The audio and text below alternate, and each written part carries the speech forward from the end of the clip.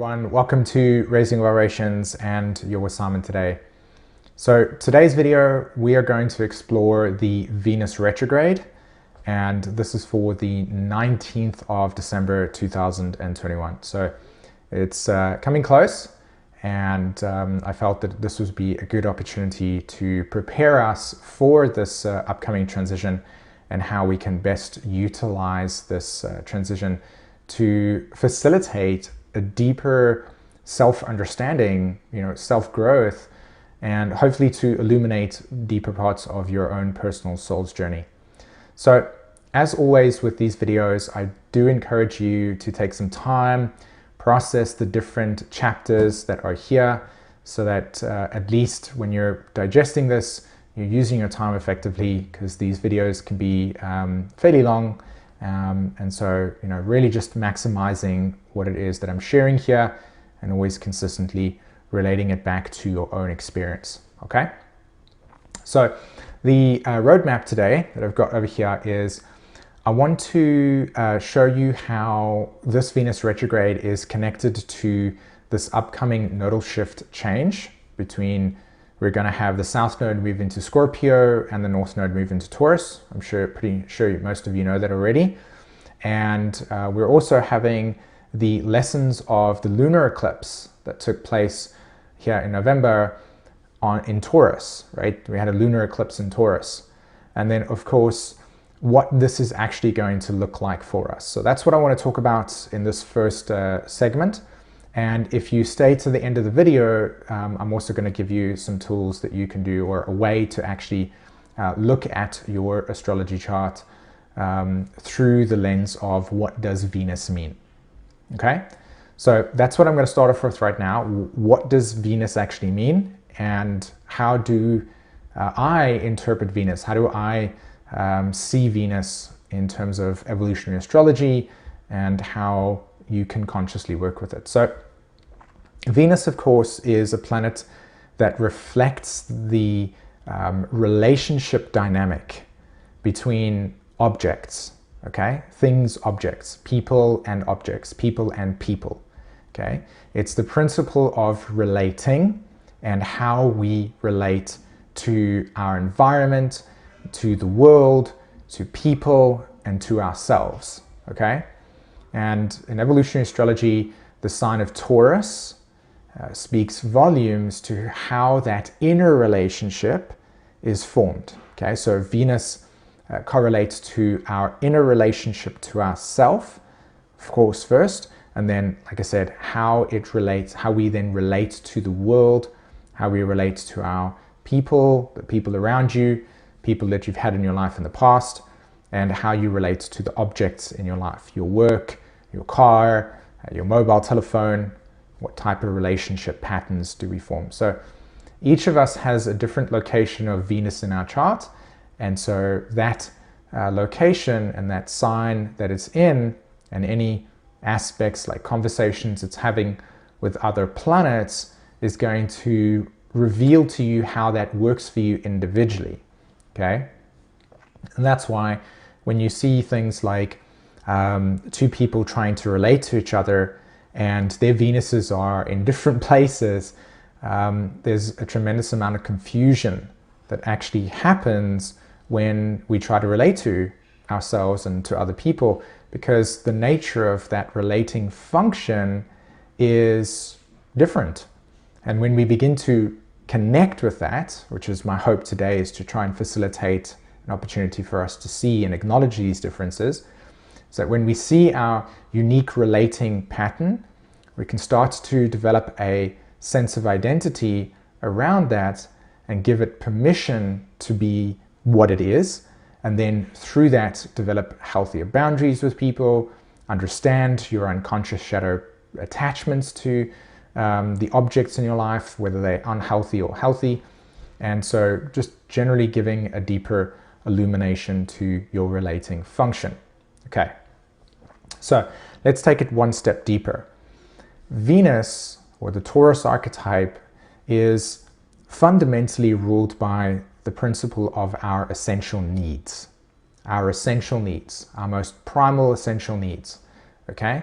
Our survival pattern, So when we're growing up and we're being raised by our parents or caregivers, right, we need to form a relating pattern to those that are able to support and structure our lives, because we are essentially very vulnerable to the complexity of the world, okay? And so for all of us, we develop a certain attachment style. We develop a certain way in which we attach to things. This would be Venus, this would be Taurus, okay? And again, bringing in the dimension of what sign and house your Venus is in, that will obviously tell you a lot about the conditioning around that attachment style. And of course, if we add one more layer to it, like our trauma and stuff like that, that obviously influences it too. So this primal essential need is where our relationship patterns begin. And if you really want to tap into the power of this Venus retrograde, you want to begin to exploring how those early life attachments were formed.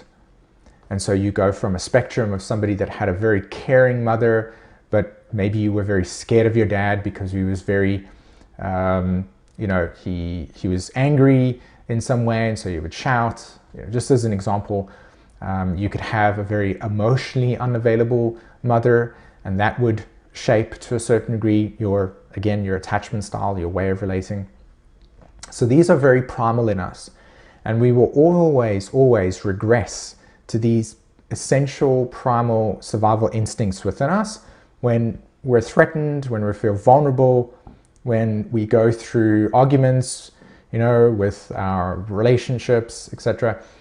In most cases, we'll always retreat back to that place. So Venus retrograde through Capricorn on a very personal level speaks to the conditioning that we have around our early life primal relationship patterns. And you would be so incredibly empowered when you start to tap into those more armored parts of you, those more conditioned relating patterns.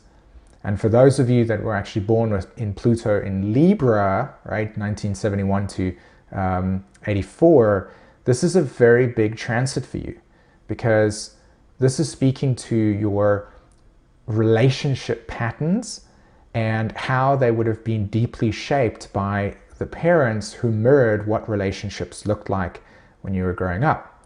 And of course, this is across the spectrum for all of us, but in terms of the Pluto Libra generation, this is going to be affecting and interacting with your natal Pluto. And of course, that's going to bring up some deep emotional material to process. Naturally, we're also going to have Pluto and Venus make a conjunction as well. And that's going to also bring to the collective these themes of how we relate, right? How we form attachments, how we feel safe, and how at a more primal level, our instinct for survival is being nurtured. Okay, so the last thing that I'm going to say on this over here, in terms of really orientating your awareness around understanding your Venus so that you can do practical work around this, is to examine and understand and look at the way that you would have been raised and the dynamics around you and how that shows up in your day-to-day living. And for many of you, you may have already begun work around that. And for those that are still kind of stepping into that space, this is a great opportunity to begin to look at how those crystallized patterns of primal relationship patterns were forged into your sense of self, your structure. Okay. Collectively speaking, this Venus retrograde is also going to reveal to us, and I talked about this earlier in the solar eclipse video in Sag, that we're going to be processing our dependencies. And more importantly, our dependencies to outdated, archaic, medieval institutions, governmental structures, how we understand and process and relate to authority. Okay?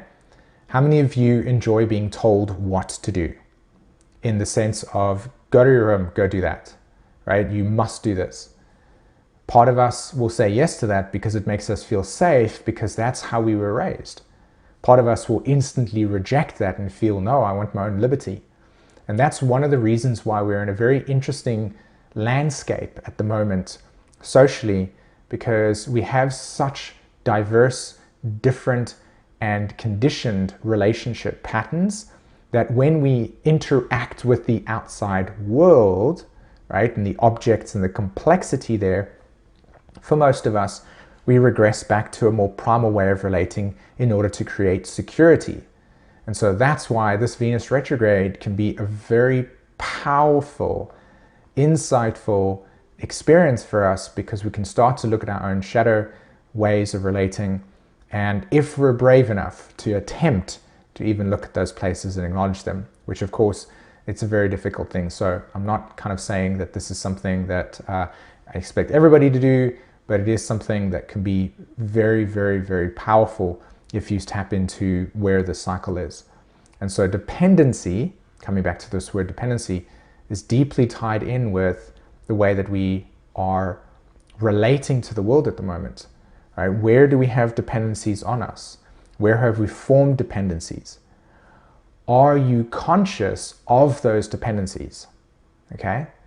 This Venus retrograde, as it connects with Pluto, is going to very much bring these things to the surface, and they're going to feel like emotional triggers that will surface, and we will need to ask ourselves the question, A, my survival is being threatened, my choice making is being influenced by being infantilized. 2, that my sense of value in a structure that once had purpose and meaning feels redundant and outdated and no longer serves the best interests for myself. 3, how can I begin to reclaim that power by relieving myself of the security attachment that outer circumstances provide for me? That's big. And this transit, Pluto, Venus conjunction, retrograde, is going to bring that to the surface. And that's where this nodal shift is going to take place for us as we move south node into Scorpio. And Scorpio is all about attachments. And when we look at the lunar eclipse in Taurus, how are our survival or survival instincts being brought to the surface as we interface and interact with outside circumstances that threaten those relationship patterns, A, to external authority, to external structures, to external institutions, to external shopping malls that facilitate food for us, that we get, changing the car tires, we have to go to a place. How have we all merged with the interconnectedness of things? And how is this Venus retrograde going to reveal to us our attachment to that dependency, right? So the degree of the dependency will be equal to the severity of how much your survival feels threatened, or how you can't let go of those things. It's a wide spectrum of experiences that each and individually we're going to go through. And that's going to look like radical changes in social values. We already see it across the board. There's a tremendous amount of this taking place. Very much a splitting of social values, where one people exist like this, a group of people exist like that. And that will become more and more frequent, because we're, in a sense, becoming aware of the individuated sense of identity and how we align or associate ourselves with values, social values, people, experiences that mirror what's really actually going on inside of ourselves, okay? The second one, and this is the thing that I think is, I've spoken about at length here, which is inner transformation. This is the shadow part of it. So this retrograde period is really going to reinforce some deep internal shifts regarding our own personal relationship to the structures within inside of ourselves, the definitions within inside of ourselves. And we're going to be purifying a tremendous amount of our attachments to things that we, at some level early in our lives, didn't even want to agree to, but we didn't know that we couldn't agree to it, right? We didn't know we could say no. We didn't know that we could put that boundary in place, or in some ways, and this is kind of what I was touching on earlier, which is our dependency is rooted in 2 things. Are we being validated for the experience and being seen? And so if therefore wanting to feel connection, right? And sacrificing our own in authority or independence or individual needs in order to feel loved. That's the work that will take place here. And two, where these external attachments and identities that we have formed as a way to interact with the world so that we could survive, where they are essentially becoming so transparent within us that we recognize them for what they are, and we're starting to break out of and separate ourselves from these inauthentic ego structures that we've needed to form in order to meet the expectations at a social level, right? Kind of breaking all of these mirrors down, or delusions down, should I say. Okay, so what we're going to do now is I'm going to switch over to the astrology chart. I'm going to show you a little bit about Venus's trajectory, just kind of looking at the astrology. And then from there, I'll come back and I'll summarize this for us. Okay, so let's go ahead and do that right now. Cool, so that's the chart at the moment, as you can see. And my cursor is not able for us to have all the lines like I usually do, but I hope that you can follow. Right now, if you look all the way to the left of the screen, you'll see there is my cursor, okay? Like a little square and mouse. Okay, so this is the chart for the 5th of December. And what you see here is something interesting. This is why I started. Here you have Venus and Pluto in what is called a balsamic phase aspect. Balsamic phase, and what that merely reflects is closure and culmination. Right? We are in a deep state of inner reflection in the way that we as human beings have this very complicated or complex like structuring. So I'm going to try to do this as clean as possible. But we are currently processing outdated patterns within us, and also how we relate to the world, that we feel are no longer true for us. Okay? So that would be kind of this Venus approaching Pluto, Venus moving closer to Pluto, okay? And you can also see here at the moment that Mars and the South Node are going to be making a connection, which again speaks to what I've talked about earlier in the solar eclipse video. Jupiter, that's sitting here in Aquarius at 26 degrees, it's squaring the nodes. There's that red line that's over there. And the square represents tension regarding our philosophical and social structures, and we're bouncing between the old and the new. And this Venus retrograde is facilitating a reflection of where the old no longer works for us. And the South Node Mars energy speaks to the pressure to consistently look at the past and see that it no longer holds value for us anymore, right? That's how we're kind of understanding that. So that's what you can see within your own chart at the moment, is that we're all moving through processing values that no longer represent or align with us. Okay, so if we move on a little bit further, we can see just before Venus makes a conjunction to Pluto, the moon comes along, that's over there, and it highlights this balsamic conjunction. And I love that so much. It like really highlights it for us.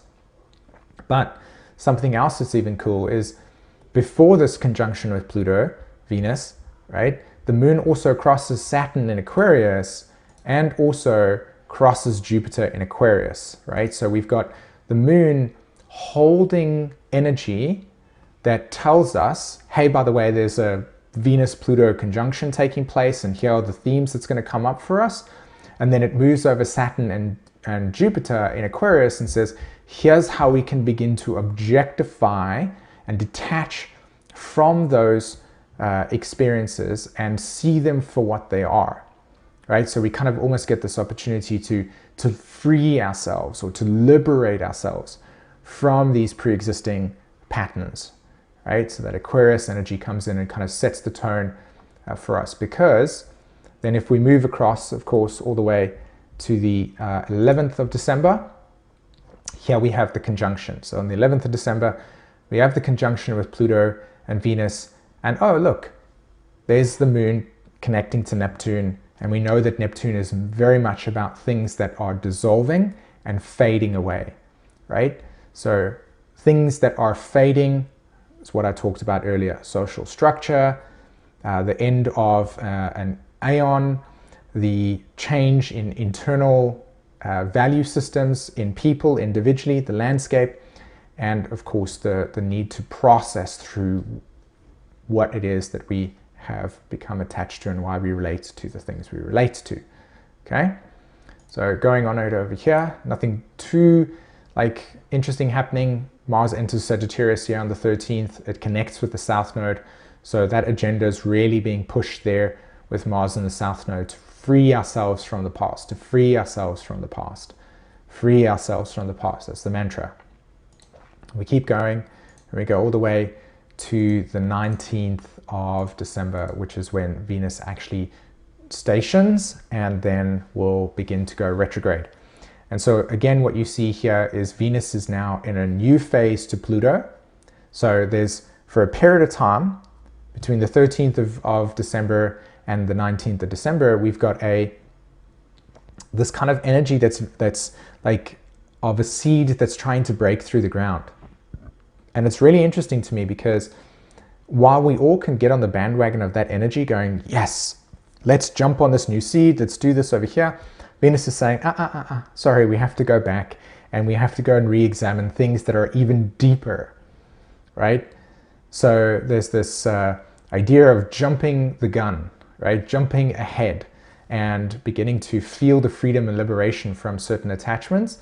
And then Pluto or Venus says, no, sorry, I left my keys behind and I've got to go back. And oh, I have to cross the territory of Pluto again. So hooray for us, right? And of course, Mars and the South Node have already crossed. So we've already had one cycle of intense metamorphosis within our lives that are going to come to the surface. And now, as Venus starts to retrograde, as they're on the 25th of December, 26th of December, Venus and Pluto will conjunct. So it's going to be a very interesting Christmas where it's going to probably be filled with a lot of like, hey, this is Christmas time, etc.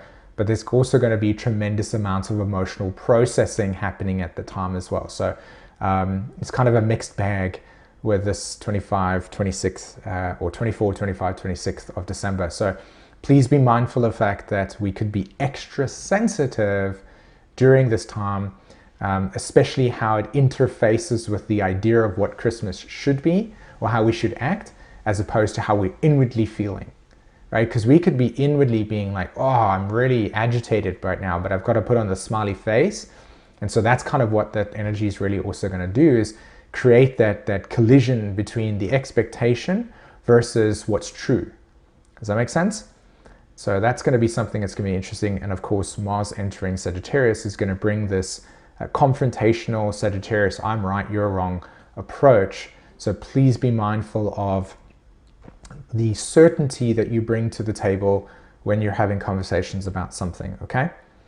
All right, cool. So that's the kind of gist of this archetypal structure at the moment. We're going to be entering the cave, as it were, and coming into deeper states of self-understanding for us.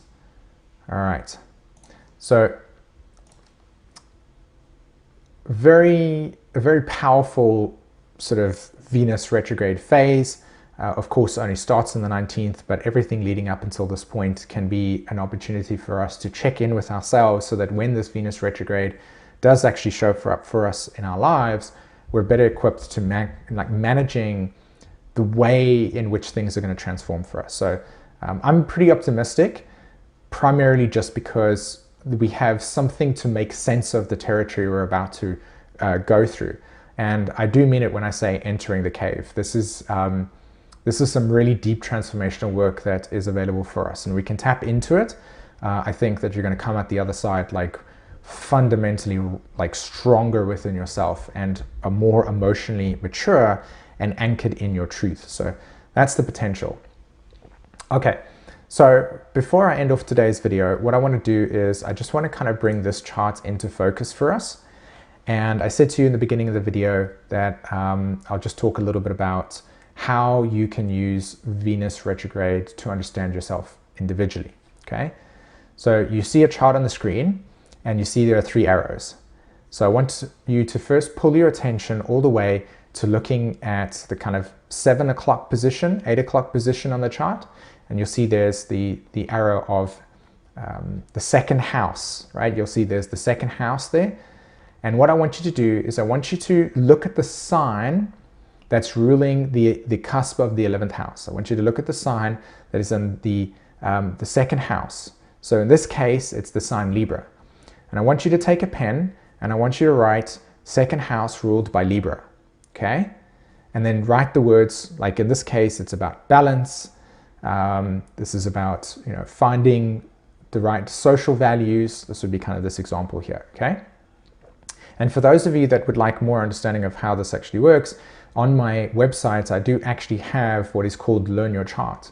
And this is a tool that is audios, like audios of the planets in the houses and planets in the signs. And I've recorded, it's like 144 video audios.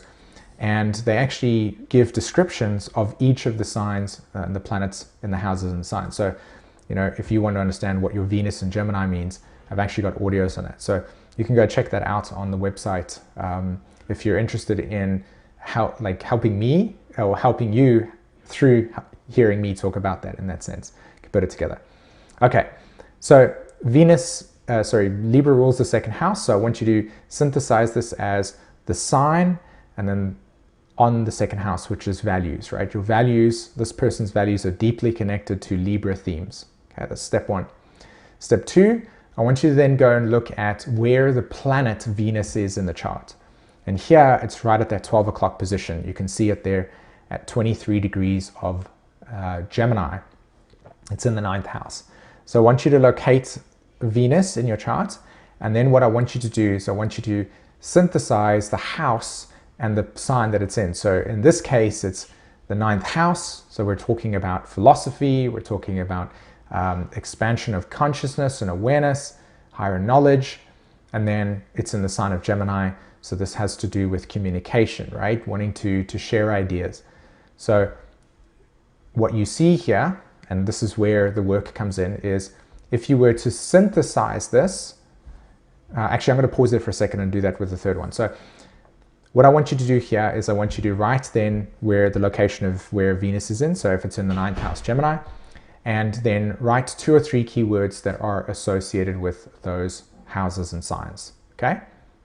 And then what I want you to do is I want you to go to the third step, which is look for the house that Taurus is ruling. So again, you see here, Taurus is ruling the 9th house of the astrology chart, and it's allocated by the third arrow, right at the top. I think it's like the 1 o'clock position on the chart. And now what I want you to do is I want you to take, just like you did with point 1, which was I want you to take Taurus ruling the 9th and write a few keywords for that.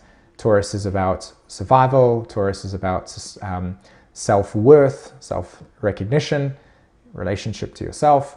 And the 9th house is again about expansion of awareness, searching for the truth, right? So now that you've got three steps and you've written the sign that's ruling your second and a few keywords, you've got where the planet is and what house it's in, what sign it's in, and you've got a few keywords, and then you've also got some keywords for what house Taurus is ruling. And then the way that you synthesize this is you just thread it together and you say, in this case, you start off with number 1, you go, the soul's intention in this lifetime to understand their own needs comes through social interaction.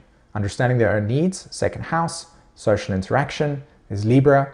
The way that they do this, step 2, is to look at Venus in the chart and say, oh, this has been done through exploring different religions, different cosmologies, different perspectives, and they do this through asking questions. Gemini, like, oh, why do you believe what you believe?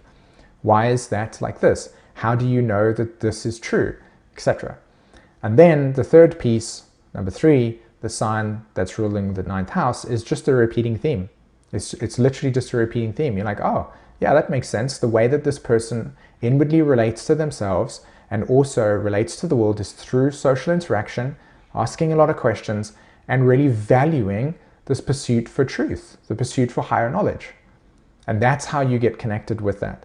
And that scope allows you to begin to see what's actually natural for you. Okay? Cool. So I really hope that that gave you some value and that you can apply that to your own chart. Of course, at the end of the day, it's just not going to be as easy as what I've done right now for you. I get that completely.